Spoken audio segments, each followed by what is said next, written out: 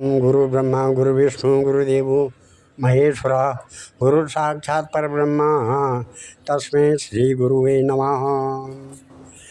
ओम श्री कृष्णं कुशलं करोतु भवतां दाता प्रजानां सुखं निर्विघ्नं गणनायकं प्रतिदिनं भानु प्रतापो हरि शम्भोस्ते धनधान्य कीर्तिमतुलं दुर्गारिनाथो सदा गंगा से खलु पापहार हरणम लक्ष्मी समातिष्ठतु। आज का पंचांग और श्रीमद् भागवत गीता का दूसरा अध्याय का महात्म्य इस प्रकार है। आज विक्रमी संवत्सर 2083 शाका 1948 कृष्ण पक्ष और 2026 के जून की 30 तारीख है और कृष्ण पक्ष की प्रतिपदा तिथि मंगलवार, पूर्वाषाढ़ा नक्षत्र, ब्रह्म योग 24 घड़ी 33 फल, बालव गण 32 घड़ी 32 फल और जून की 30 तारीख आषाढ़ की 16 प्रविष्टे हैं और आज का राहु काल है शाम 3 बजे से और 4:30 बजे तक। ये दिन आपको शुभ मंगलकारी रहे और श्रीमद् भागवत गीता के दूसरे अध्याय का पाठ करने से क्या फल मिलता है उसका महात्म्य दिया गया है। श्री भगवान कहते हैं, लक्ष्मी प्रथम अध्याय के महात्म्य का उत्तम उपाख्यान मैंने तुम्हें सुना दिया। अब अन्य अध्यायों के महात्म्य श्रवण करो। दक्षिण दिशा में वेद वेता ब्राह्मणों के पुरंदरपुर नामक नगर में श्रीमान देव शर्मा नामक एक विद्वान ब्राह्मण रहता था। वह अतिथियों के पूजक, स्वाध्यायशील, वेद शास्त्रों के विशेषज्ञ, यज्ञों का अनुष्ठान करने वाले और तपस्वियों के सदा ही प्रिय थे। उन्होंने उत्तम द्रव्यों के द्वारा अग्नि में हवन करके दीर्घ काल तक देवताओं को तृप्त किया, किंतु उन धर्मात्मा ब्राह्मण को कभी सदा रहने वाली शांति न मिली। वे परम कल्याणमय तत्व का ज्ञान प्राप्त करने की इच्छा से प्रतिदिन प्रचुर सामग्रियों के द्वारा सत्य संकल्प वाले तपस्वियों की सेवा करने लगे। इस प्रकार शुभ आचरण करते हुए उन्हें बहुत समय बीत गया। तद उसके अनंतर एक दिन पृथ्वी पर उनके समक्ष एक त्यागी महात्मा प्रकट हुए। वे पूर्ण अनुभवी, आकांक्षा रहित, नासिका के अग्रभाग पर दृष्टि रखने वाले तथा शांत चित्त थे। निरंतर परमात्मा के चिंतन में संलग्न हो वे सदा आनंद विभोर रहते थे। देव शर्मा ने उन नित्य संतुष्ट तपस्वी को शुद्ध भाव से प्रणाम किया और पूछा, महात्मन, मुझे शांतिमयी स्थिति कैसे प्राप्त होगी? तब उन आत्मज्ञानी संत ने देव शर्मा को सौपुर नामक के निवासी मित्रवान का, जो बकरियों का चरवाहा था, परिचय दिया और कहा, वही तुम्हें उपदेश देगा। यह सुनकर देव शर्मा ने महात्मा के चरणों की वंदना की और समृद्धशाली सौपुर ग्राम में पहुंचकर उसके उत्तर भाग में एक विशाल वन देखा। उसी वन में नदी के किनारे एक शिला पर मित्रवान बैठा था। उसके नेत्र आनंद तेरे से निश्चल हो रहे थे। वह अपलक दृष्टि से देख रहा था। वह स्थान आपस का स्वाभाविक बैर छोड़कर एकत्रित हुए परस्पर विरोधी जंतुओं से घिरा था। वहाँ उद्यान में मंद मंद वायु चल रही थी।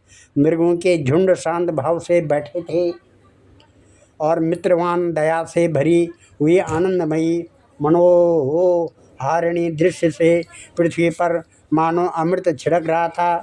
इस रूप में उसे देखकर देव शर्मा का मन प्रसन्न हो गया। वे उत्सुक होकर बड़ी विनय के साथ मित्रवान के पास गए। मित्रवान ने भी अपने मस्तक को किंचित नवाकर देव शर्मा का सत्कार किया। तथा उसके अनंतर विद्वान देव शर्मा अनन्य चित्त से मित्रवान के समीप गए और जब उसके ध्यान का समय समाप्त हो गया उस समय उन्होंने अपने मन की बात पूछी। महाभाग, मैं आत्मा का ज्ञान प्राप्त करना चाहता हूँ।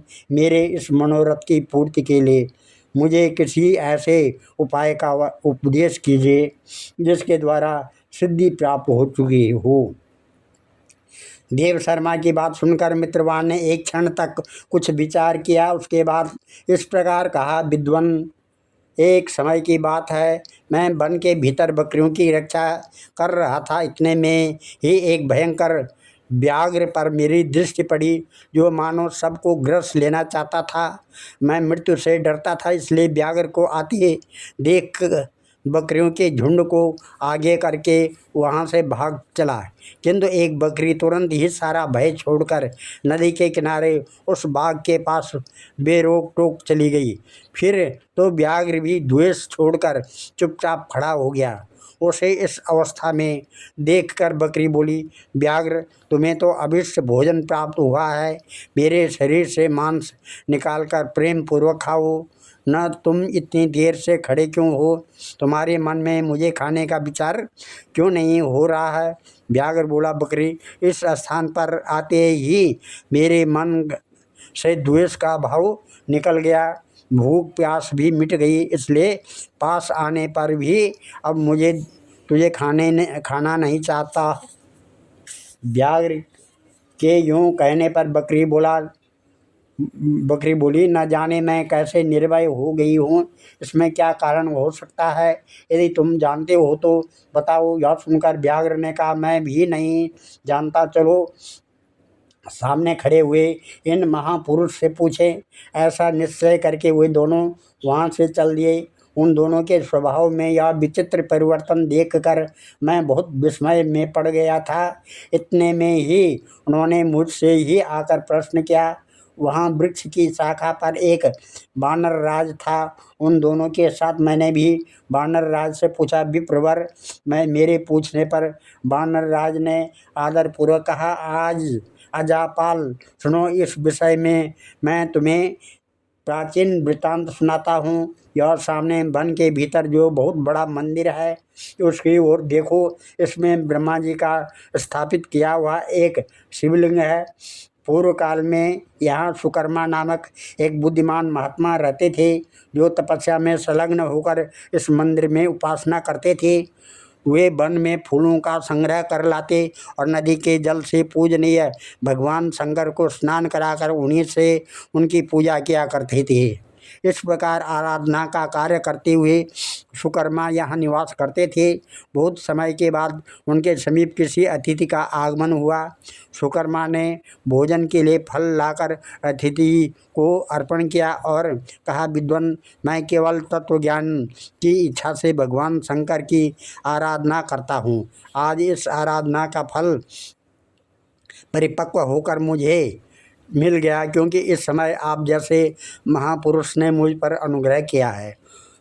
सुकर्मा के यह मधुर वचन सुनकर तपस्या के धनी महात्मा अतिथि को बड़ी प्रसन्नता हुई। उन्होंने एक विशाल शिलाखंड पर गीता का दूसरा अध्याय लिख दिया और ब्राह्मण को उसके पाठ एवं अभ्यास के लिए आज्ञा देते हुए कहा, ब्राह्मण, इससे तुम्हारा आत्मज्ञान संबंधी मनोरथ अपने आप सफल हो जाएगा। यूँ कहकर वे बुद्धिमान तपस्वी सुकर्मा के सामने ही उनके देखते देखते अंतर्ध्यान हो गए। सुकर्मा विस्मित होकर उनके आदेश के अनुसार निरंतर गीता के द्वितीय अध्याय का अभ्यास करने लगे। तदंतर दीर्घ काल के पश्चात अंतःकरण शुद्ध होकर उन्हें आत्मज्ञान की प्राप्ति हुई। फिर वे जहाँ जहाँ गए वहाँ वहाँ का तपोवन शांत हो गया। उनमें शीत उष्ण और राग द्वेष आदि की बाधाएं दूर हो गई। इतना ही नहीं, उन स्थानों में भूख प्यास का कष्ट भी जाता रहा तथा भय का सर्वथा अभाव हो गया।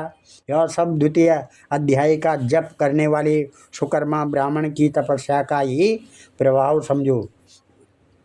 मित्रवान कहता है, बानरराज के यूँ कहने पर मैं प्रसन्नतापूर्वक बकरी और बाघ के साथ उस मंदिर की ओर गया।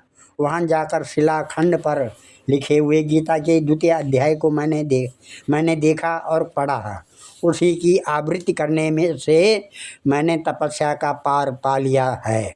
अतः भद्र पुरुष, तुम भी सदा द्वितीय अध्याय की ही आवृत्ति किया करो। ऐसा करने पर मुक्ति तुमसे दूर नहीं रहेगी। श्री भगवान कहते हैं, प्रिय मित्रवान के शंकर भगवान कहते हैं, प्रिय मित्रवान के इस प्रकार आदेश देने पर देव शर्मा ने उसका पूजन किया और उसे प्रणाम करके पुरंदरपुर की राह ली। वहाँ किसी देवालय में पूर्वोक्त आत्मज्ञानी महात्मा को पाकर उन्होंने यह सारा वृत्तांत निवेदन किया और सबसे पहले उन्हीं से द्वितीय अध्याय को पढ़ा। उनसे उपदेश पाकर शुद्ध अंतःकरण वाले सुकर्मा प्रतिदिन बड़ी श्रद्धा के साथ द्वितीय अध्याय का पाठ करने लगे। तब से उन्होंने अनवद्य प्रशंसा के योग्य परम पद को प्राप्त कर लिया। लक्ष्मी, यह द्वितीय अध्याय का उपाख्यान विष्णु भगवान कहते हैं कि लक्ष्मी, यह द्वितीय अध्याय का उपाख्यान कहा है। ओम नमः ध्येयं सदा परिभवग्न मविष्टदोहम तीर्थात्पदं शिवभिरञ्चनुतं शरण्यं भृत्यात्यहं प्रणतपालभवाब्धिपूतं वन्दे महापुरुष ते चरणारविन्दम्। ओम नाम संकीर्तनं यस्य सर्वपापप्रणाशनं प्रणामो दुःखशमनं च तं नमामि हरिं